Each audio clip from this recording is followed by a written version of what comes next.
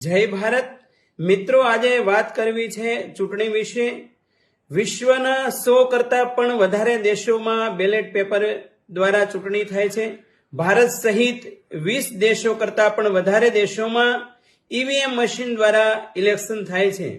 આજે ગુજરાતમાં પાલિકા અને પંચાયતનું ઇલેક્શન આવી રહ્યું છે, ત્યારે એક સામાન્ય નાગરિક અને જાગૃત મતદાતા તરીકે ગુજરાતના 5 કરોડ મતદાતા ભાઈ બહેનોને મારી કરબદ્ધ વિનંતી છે કે એવા ઉમેદવારને મત આપજો જે સ્વાસ્થ્ય, શિક્ષણ અને રોજગારને પ્રાયોરિટી આપતો હોય, જે રોટી, કપડાં, મકાન અને ગટર પાણીને લાઇટને પ્રાયોરિટી આપતો હોય, જે ગરીબી, મોંઘવારી, ભ્રષ્ટાચાર અને સમાજમાં થતા અન્યાયને દૂર કરવા માટે પ્રયાસરત હોય એવા ઉમેદવારને મત આપજો। પરંતુ જે માત્ર ને માત્ર આસ્થાને નામે ખિલવાડ કરતો હોય, ખોટા દેશભક્તિના નામે ડોળ કરતો હોય અને જ્યાં વિસ્તારમાં જરૂર ન હોય ત્યાં ભારત, પાકિસ્તાન, હિન્દુ, મુસ્લિમ કે આતંકવાદના મુદ્દાઓ લાવીને મૂળભૂત મુદ્દાઓથી દૂર કરીને ભ્રમિત કરવાના પ્રયાસ થતા હોય એવા ઉમેદવારને ક્યારેય મત ના આપશો।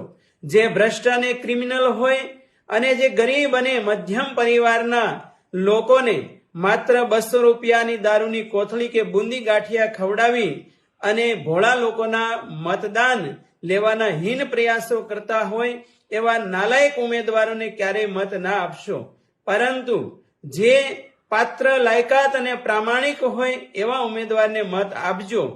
જે ઉમેદવાર વિજેતા બન્યા પછી જેમ અત્યારે તમારા મત માટે ઘરે ઘરે વિનમ્ર બનીને આવે છે, ત્યારે પણ તમારા એક ફોનથી કે એક ધક્કો ખાવાથી તમારા વિસ્તારની સમસ્યા દૂર કરવા માટેની લાયકાત ધરાવતા હોય એવા ઉમેદવારને મત આપજો।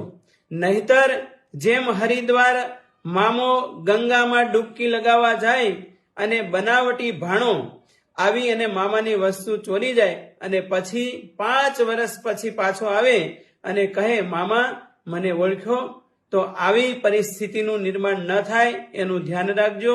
અસ્તુ, જય ભારત। ત્યારે જ ન્યૂઝરૂમ ગુજરાતની યુટ્યુબ ચેનલને સબસ્ક્રાઇબ કરો અને ઇન્સ્ટાગ્રામ અને ફેસબુક પર ફોલો કરો। અપડેટ રહો, સત્યની સાથે રહો।